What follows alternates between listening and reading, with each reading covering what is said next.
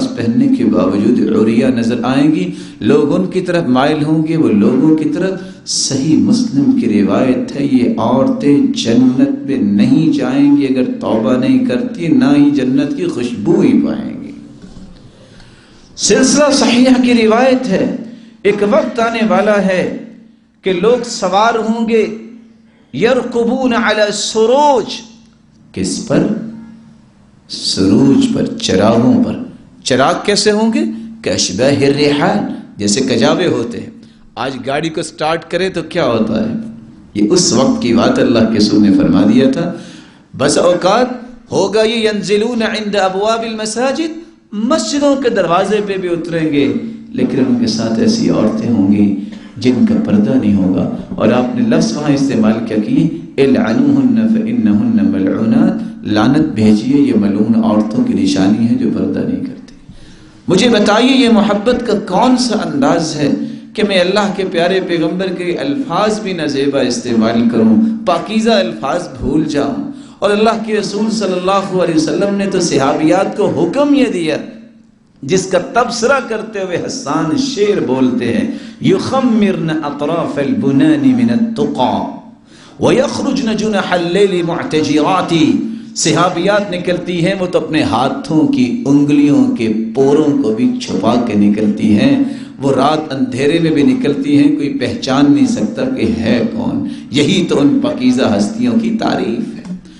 آج مسلمانوں نے اس طرح بے پردگی کا اظہار کیا اور کس طرح رسول اللہ صلی اللہ علیہ وسلم کے احکامات کو توڑا۔ اور تیسری بات، رسول اللہ صلی اللہ علیہ وسلم نے فرمایا تھا مرد و زن کا اختلاط نہیں ہونا چاہیے۔ مسجد سے صحابہ نکلے، مسجد سے مرد بھی اور عورتیں بھی، نماز پڑھ کے نکلے۔ آپ نے فرمایا یا معشر النساء استأخرن، عورتوں پیچھے ہٹ جاؤ، فلیس لکن ان تحققن الطریق علیکن بحافات الطریق، تمہیں راستوں کے درمیان میں نہیں چلنا چاہیے، تمہیں راستوں کے کناروں پہ چلنا چاہیے۔ مسجد سے نکلتے وقت آپ نے غصہ کیا کہ مرد و زن کے اختلاط نہیں ہونا چاہیے۔ عبداللہ ابن عمر رضی اللہ تعالیٰ عنہ فرماتے ہیں کہ جب اللہ کے پیارے پیغمبر صلی اللہ علیہ وسلم نے فرمایا کہ لو ترکنا هذا الباب للنساء، اگر ہم مسجد نبوی کا یہ دروازہ عورتوں کے لیے خاص کر دیں، جس دن سے میں نے آپ کی زبان اطہر سے سنا ہے میں دوبارہ اس دروازے سے مسجد نہیں گیا۔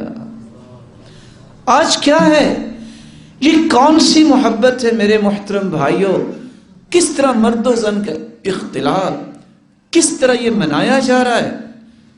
اس کی کہاں سے جسٹیفیکیشن آپ دیں گے؟ اور کیا ہو گیا امت کو؟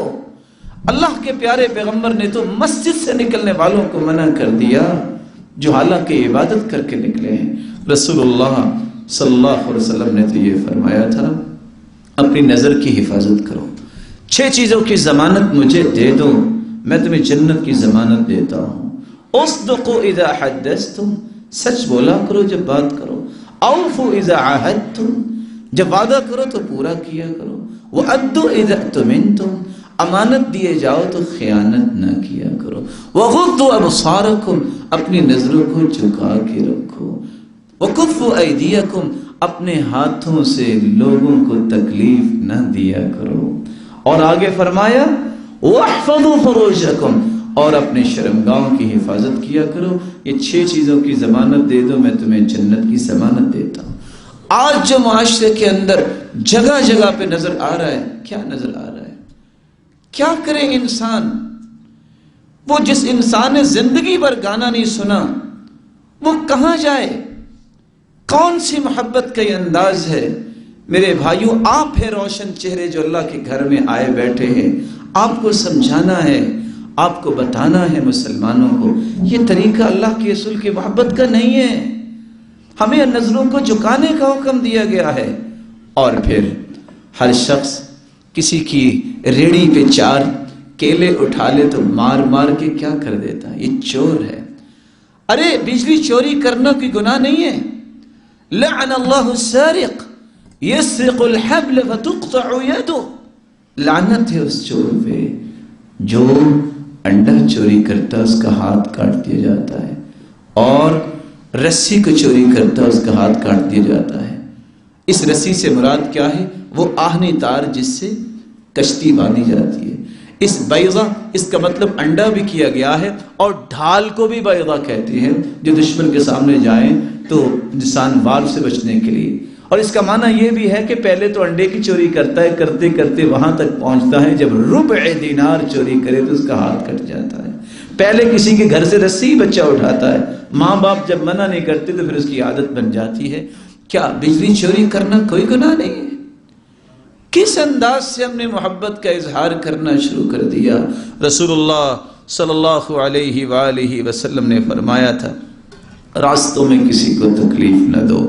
حدیث کے الفاظ سنیے، اللہ کے پیارے پیغمبر کا فرمان معظم ہے، من آذى المسلمین فی طرقهم فقد وجبت علیہ لعنتهم، جو مسلمانوں کو راستوں میں تکلیف دیتا ہے اس پر ان سب لوگوں کی لعنت واجب ہو جاتی ہے۔ اور آپ صلی اللہ علیہ وسلم نے فرمایا، ایاکم وأذى المؤمن، لوگوں مومنوں کو تکلیف دینے سے رک جاؤ۔ کیوں؟ فإن اللہ یحوطہ ویغضب لہ، کیونکہ اللہ اس کا محافظ ہے، اور جب تم تکلیف دیتے ہو تو اللہ تم پہ غضبناک ہوں گے۔ کہاں گئی محبت؟ حدیث تو یہ کہہ رہی ہے کہ مسلمانوں کو راستوں میں تکلیف نہ دو، اور ہم نے محبت کا انداز کیا اپنا لیا ہے؟ رسول اللہ صلی اللہ علیہ وآلہ وسلم نے تو یہ فرمایا، جو راستے سے ہڈی، کانٹا، پتھر یا تکلیف دہ چیز کو اٹھا لے، راستہ بلکہ صاف کر دے۔ صحیح بخاری مسلم کی روایت، ایک شخص نے کانٹے اٹھا کے راستہ صاف کیا، اللہ نے ساری زندگی کے گناہ معاف کر کے اسے جنت میں داخل کر دیا۔ ہمیں تو یہ کرنا چاہیے تھا، ہمیں تو یہ آئندہ ایسے کرنا ہے جو اللہ کے رسول کے فرامین ہیں۔ رسول اللہ صلی اللہ علیہ وآلہ وسلم نے فرمایا تھا، لوگوں ایک وقت آنے والا ہے، لوگوں کے اندر ریشم حلال ہو جائے گا، زنا کو کچھ نہیں سمجھیں گے، اور رقص اور مغنیات، گانے موسیقی کو پسند کرنے لگ جائیں گے اور عام ہو جائے گا۔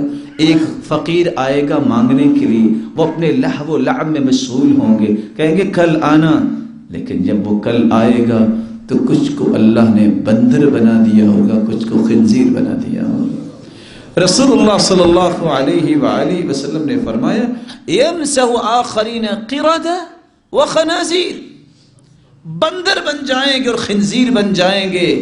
کہنے والے اور لکھنے والے کہتے ہیں، بندر اور خنزیر اگر شکلیں نہ بنے تو عادتیں ایسی ضرور بن جائیں گے۔